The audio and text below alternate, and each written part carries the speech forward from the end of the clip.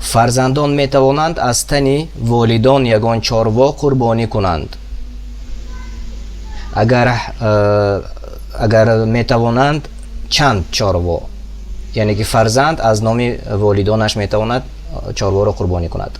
بله، یعنی منظور از سوال آن برادر فکر میکنم که پدر و مادرشان شاید وفات کرده باشند، یعنی انسان آیا میتواند از نام پدر و مادری که وفات کرده اند از نام آنها قربانی کنند؟